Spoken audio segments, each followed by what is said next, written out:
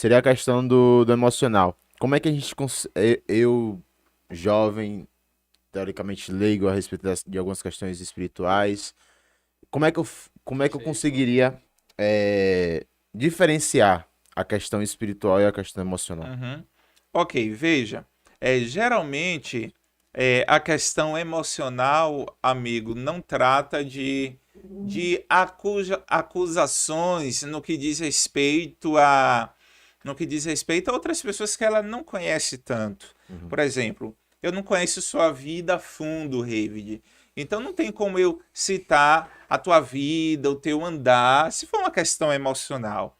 Mas se for uma questão espiritual, isso pode acontecer em uma possessão, né? Porque Satanás, ele conhece todas as coisas. O único poder que foi retirado de Satanás aqui na Terra é o poder de sondar a nossa mente. Então esse poder ele não tem. Mas o que nós fazemos ou deixamos de fazer, ele acompanha e ele sabe. Então assim, uma questão emocional geralmente não parte para essas questões. Uhum. A questão emocional também não tem de ver com, além de acusações com pessoas, acusações a instituições como igreja, entendeu? Questões que estão ligadas à espiritualidade mesmo, né? Sim, sim. Então, se for mais uma questão de assim nervosismo, estresse, ou a pessoa está fora de controle e você percebe que é mais com pessoas do dia a dia dela, com a família, com os pais e tal, e que ela perdeu alguns comandos básicos da vida. Eu diria com muita convicção que aí se dá realmente uma questão mais emocional. Como eu falei, 90% a 95% dos casos são emocionais. São emocionais, Uhum. ok? E aí eu diria, amigos, se existe algum sintoma, é imprescindível que leve a um especialista da área, ou um psicólogo, posteriormente um psiquiatra, para que realmente ele avalie o caso, e se realmente aí não constatar, né, não constatar que não há nenhuma questão fora do controle emocional, aí possa ser que exista algo espiritual. Mas na maioria dos casos, amigos, é Eu emocional, acho, eu tá? acho assim que, tipo, eu acho que daria pra perceber na questão como o senhor falou, sobre coisas assim muito pessoais Sim, e nessa questão porque de. não tem como eu conhecer coisas pessoais sua, Aham, né? E como eu falei, Satanás ele tem como conhecer. sim. E a partir do momento que a pessoa é possessa, a pessoa saiu do controle e o espírito maligno de fato é que está coordenando. Então é ele que fala pela pessoa, é ele que fica agressivo pela pessoa. A gente tem até eu tenho até um exemplo de uma certa vez, enquanto ancião, alguém estava assim, realmente questão espiritual, e juntou algumas pessoas para segurar, e ele falava por ela, pode segurar, porque se ela se machucar, quem vai estar sendo machucado é ela, não sou eu que estou falando, né? Então é ele que coordena as ações, tudo mesmo. Então é mais isso aí, amigo. Geralmente, quando é uma possessão demoníaca, ele tem um viés de acusação, Uhum. sobretudo no que diz respeito a questões pessoais. Tem um Entendo. viés de dar humilhação, Uhum. né? Querer humilhar as pessoas e tal, nesse sentido aí.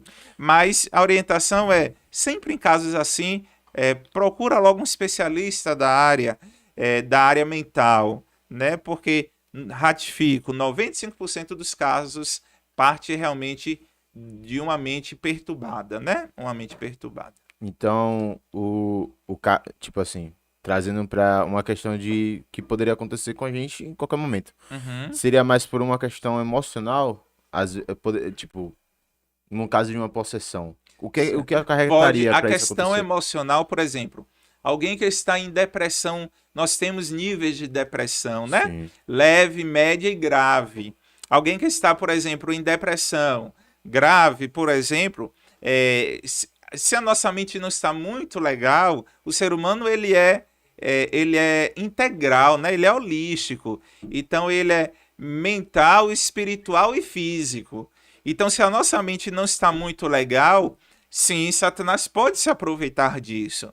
Mas não apenas aqueles, David, que está com a mente perturbada. Como eu falei, nós temos muitos casos de possessão, como eu falei.